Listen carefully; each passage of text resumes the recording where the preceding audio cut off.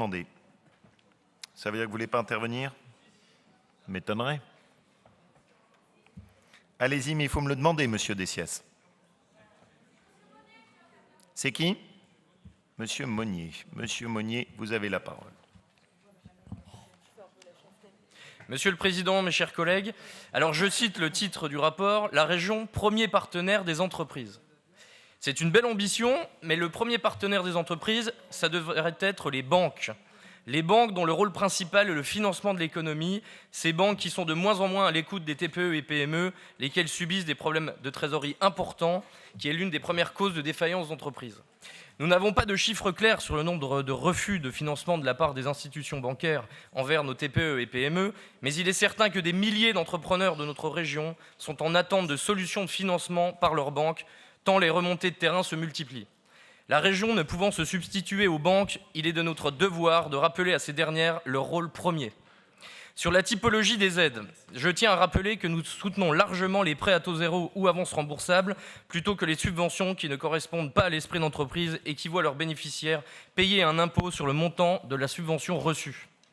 Comme défendu depuis toujours par notre groupe, dans le cadre de la politique de restauration de l'emploi et du pouvoir d'achat, il convient de donner, aux côtés des PME, une priorité absolue au développement des artisans et des commerçants qui sont créateurs nets d'emplois. La valorisation de l'artisanat et du commerce ne vise pas que des objectifs économiques. C'est aussi un moyen de reconnaître l'importance sociale considérable de cette activité. D'abord parce qu'elle place l'homme, sa créativité, son amour du travail bien fait, le principe de la transmission du savoir-faire ou du patrimoine personnel au cœur de l'activité économique. Ensuite parce qu'elle contribue à la perpétuation des traditions qui sont intimement liées à l'histoire des villes et des campagnes françaises, véritable symbole de l'art de vivre français et du raffinement de notre civilisation.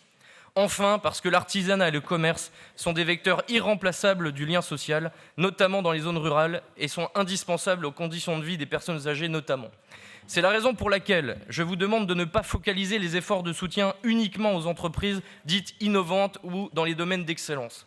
Les entreprises du quotidien, si je puis les appeler ainsi, artisans, commerçants, sont indispensables à notre territoire et méritent toute l'attention de notre collectivité.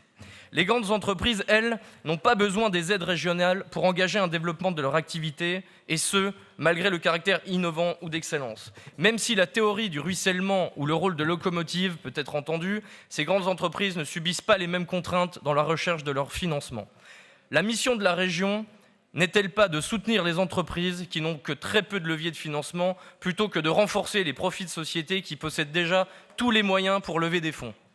Vous l'avez compris, nous avons choisi de défendre ceux qui sont oubliés par les banques, oubliés par l'État, une classe moyenne formée d'indépendants qui tentent de développer leur activité, aussi modeste soit-elle.